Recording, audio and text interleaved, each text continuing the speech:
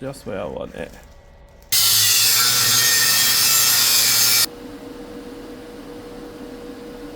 So now I need to minus the elbow. So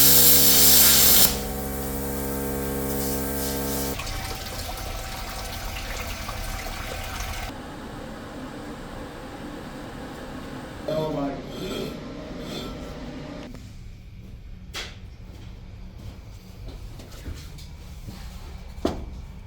280.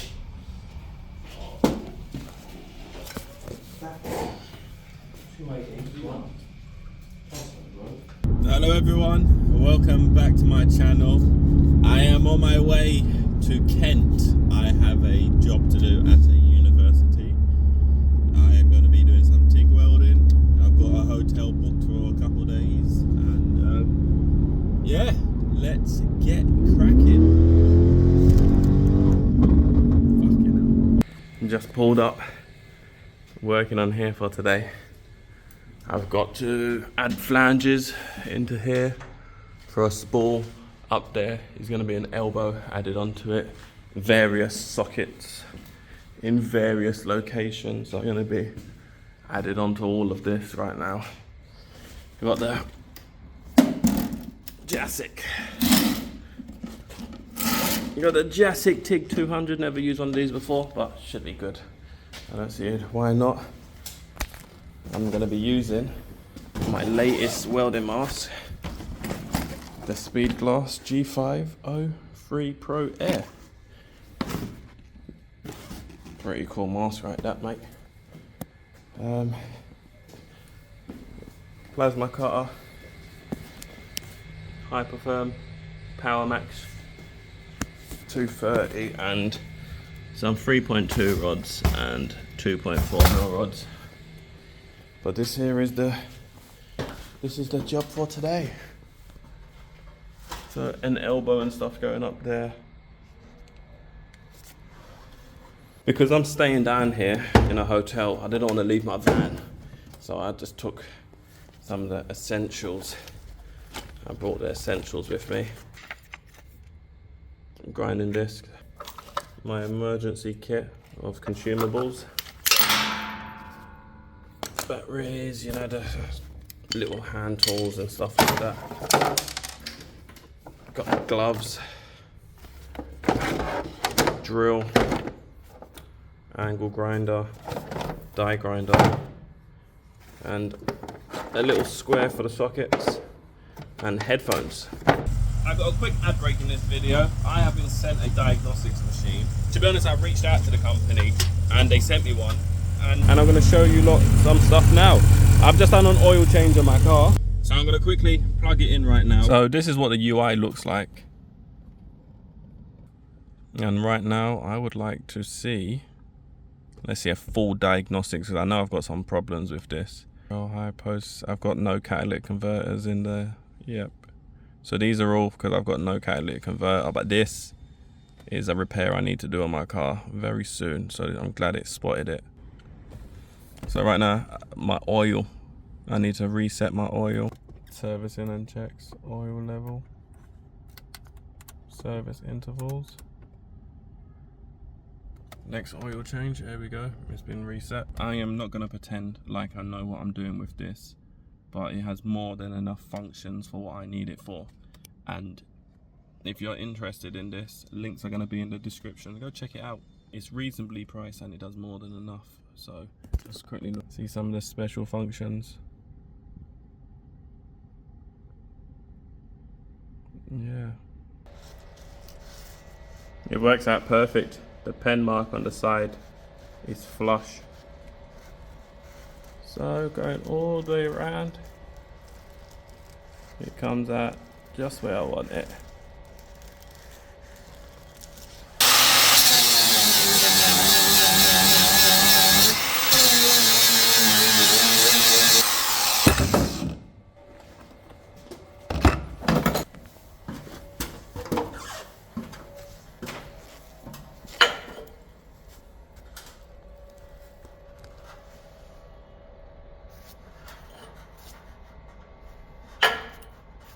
Good stuff, baby.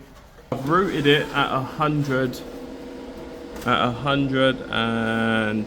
13 amps. There's the root all the way through. I got a little bit of excess pen right there. I'll hit it with the die grinder. But that's the outside. So here's the first run. I've wide brushed it up and I'm just gonna cap over it. There's no point for a hot pass. The cap. Let's see, maybe a hot pass, maybe not. No hot pass was needed. I just capped straight over it. I always side on caution, you know, the things that you should be doing when it comes to TIG, you know, your root, your hot pass and cap.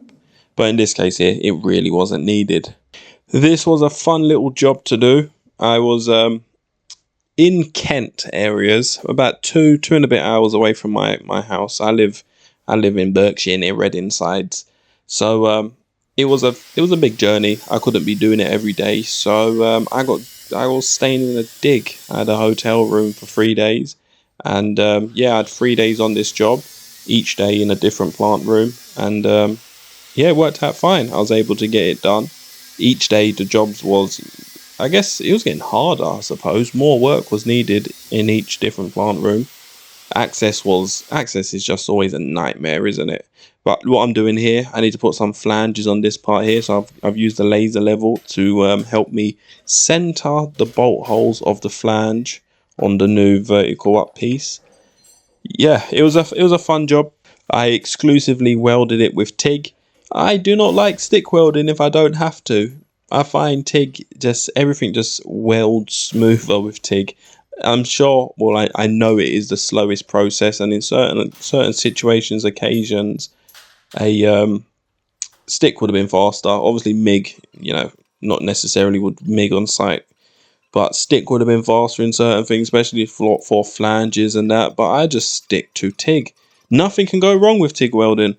Some of the even ugly welds, you know that it's only welding material there. You ain't getting no slag inclusion.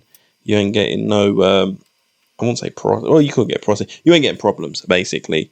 I'm comfortable doing TIG. Stick, I've got experience in stick, you know. If you held me hostage and said complete a TIG weld, to complete a stick weld, and we'll set you free, yeah, I'll probably be able to, you know, be set free. But I'm not comfortable doing it. I'd rather TIG weld, you know, any day out of the week than stick. And that's what I was doing here. Even in these tight spots, stick would have been probably easier in these tight spots. The welding came out okay. The back gets a little bit sticky because you see how tight it was. But that's all. The inside has done one run again. Not the prettiest. You know, you dip the tungstens and then the arc goes all over the place, but she ain't gonna leak. Now I've got to put this branch on up here, and it's got to line up to this, so laser level. I've got this plane going across here, and it's gonna join up over there, so that's the center mark once it stops moving.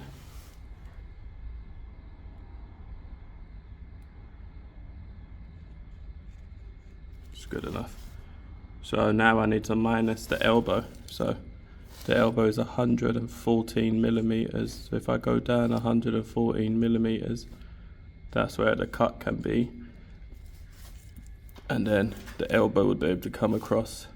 And then in theory, the bolt holes, the center should match up here.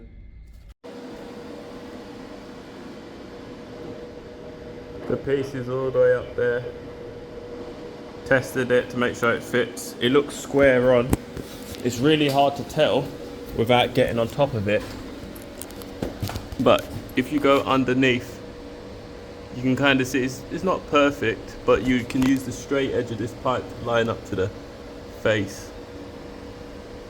So it does need to be twisted slightly. It's good enough for right now. I'm routing the butts at around 86 amps with 2.4mm filler wire, and I'm capping it around 130 amps to 3.2 wire. I find it a little bit easier just to do like a vertical up. It's only one weld that I was doing, so I didn't have to worry too much. One, going vertical up saves me the hassle of putting too much heat into the piece and having the ceramics slide and slip all over the place as I'm trying to cap it. And the way how the vise was so close to the edge of the table, yeah, I'd probably be punching the table with my knuckles. And it was also so low. Look how crouched over I am. My knees are bent and my back's bent. I don't know why these benches are so low. But all we care about is a decent route. And as you can see, decent route in there. It's a class 2 job. To be honest, I won't even say class 2. There's no spec to it. There's no one inspecting it. It's just going to be fit. These are just one of them jobs where you can butcher your way through it. And as long as it holds water, no one's ever going to know. And yeah, it's just a plant room in a college. Probably medium temp or low temp hot water going through it. I weren't too sure exactly what was happening, and I was adding, extra capacity to the system through various pipes and stuff. But yeah, it's all low spec, no pressure sort of situation. Pressure in the sense of what can go wrong, no pressure in that case. But I know the flanges are PN16 flanges, and usually systems like this work at no more than 6 bar. No, I think it's tested at 6 bar and runs less than that. I can't remember. These are all the stuff that I learned at college and completely forgot, because I am a prefab shop boy. I can do site work, but by no means am I a site welder. I am a prefab boy. So funny enough, I have a bit of a story here, a little history lesson about me. As you know, this channel is my welding journey. I think like 26 when I started this channel, something like that, and I knew I had a lot to learn. I started in the prefab shop 2014 doing the structural side of things, making all the brackets and modules with my dad. He still works at the same company I do, and my little brother. He does pipe welding, my dad does all of the structural stuff. And yeah, I learned how to MIG pipe, but that's all I could do. Although it was straight onto the pipe, and to the outside perspective, I had made it in many regards because I'm pipe welding, but it was only in a very strict discipline. It was rolled butt joints and flanges with MIG. So there is a certain level of expectations of you being able to do many things, and one of the things I never really learned how to do until more recently was open root butt welds. If you see my journey on my page, you know I've been doing the true bore stainless for quite some time. Again, I was only disciplined in the true bore stainless and the MIG pipe. So I only learned how to open root butt welds a couple months ago. Even though I'd done over 10,000 inches of true bore stainless, it helped to a certain degree, but it did not translate over to being able to be proficient at open root butt welding. I had to go in my garage and I had to learn how to do it. I had a mate come over and he ran through basically the basics of how to do this. And even at my big age of 30 with all this experience, I was really struggling at first in order to be able to do the open root butts. It was a bit of a problem, to be honest. I've just ripped off all the lagging. I have this here to do now. Crap gap at the front.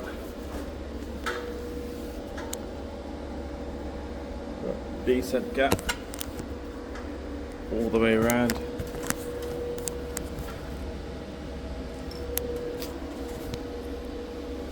And then this piece here, it's gonna join onto that. So day one is finished. Everything's just so time consuming to do. I've done it all on my own pretty much. The other boy had other things to do. It's the socket. Not the best, not the worst. You know, we're all at a learning stage at some point, and not everything is all X-ray spec. So you never really learn the disciplines to be the boss at it. But I'm happy because I couldn't really TIG weld not too long ago. This is the last one of the day. You only get to see the good side. I'm not showing you the ugly side. Okay, quickly. You only get to see the good side.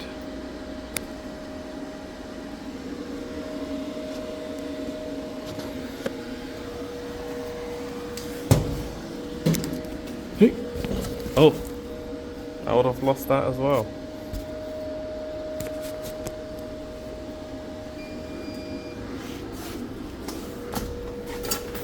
So, there's the first one I did. There's probably footage of that.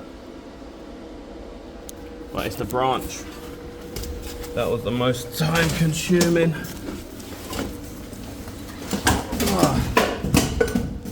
As you can see I'm standing on this little ledge. No space. This is my back against the back. There's maybe what, 100 mil, 4 inches.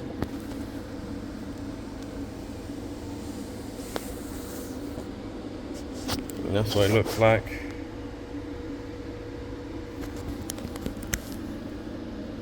I apologise if it's not them amazing flawless beads and welds that you're used to. To the average person, they're impressed and they're like how good it is. But to professionals out there, they're like, oh my gosh, what shit is this? I would never do anything that bad in my life. And to you guys, I apologise. I am not you. I am me. On my own journey, appreciating the stage that I've gotten to right now. And then that's the piece there. Yeah, I'm just happy to call it a day. Is that my t-shirt?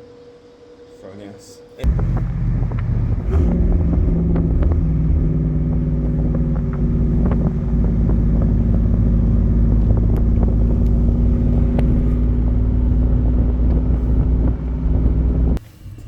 It is day 2 working on this in this plant room.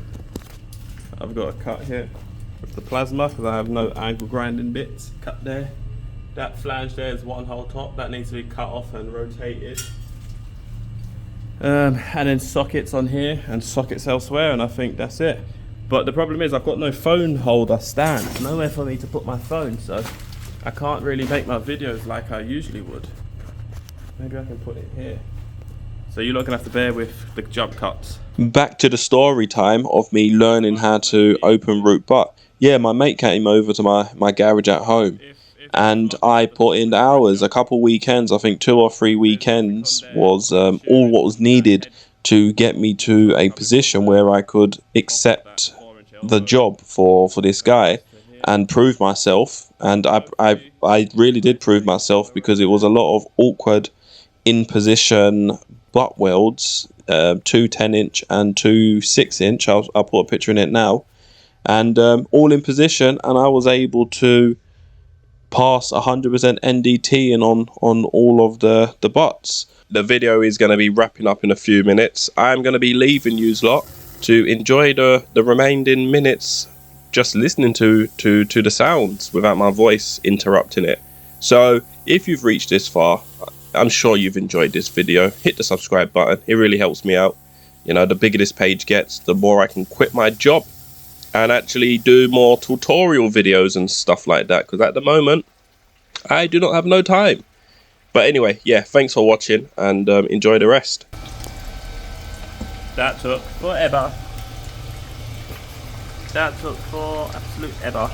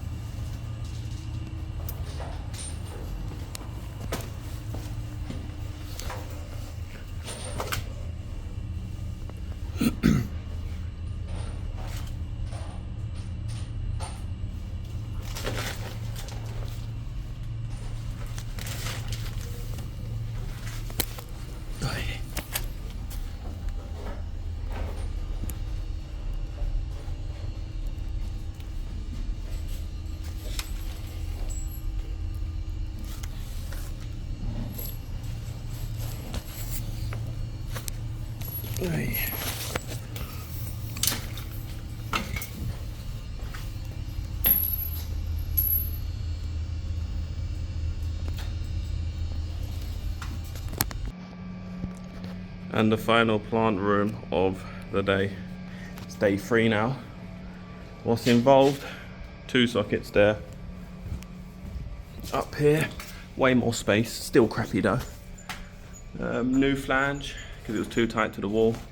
This is getting cut back and a new flange is getting added on here somewhere. And probably 2 sockets back here. 2 2-inch sockets up there, and at the final back there, a 4-inch branch. And I'm going to try to get it all done today.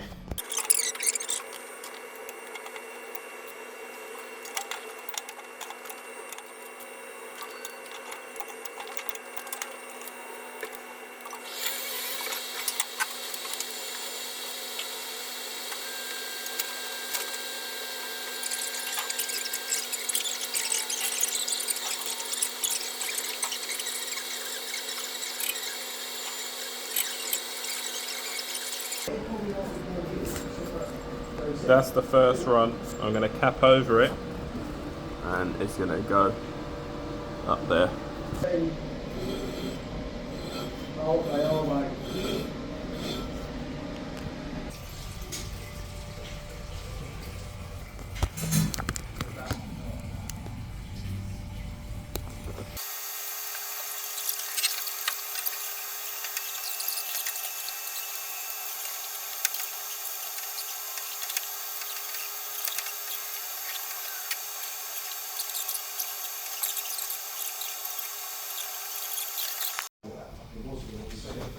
Yeah, 740, but what was the T to end of pipe? Oh, I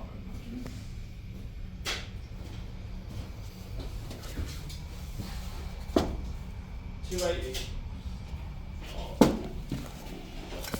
That $280. You don't have it. Yeah.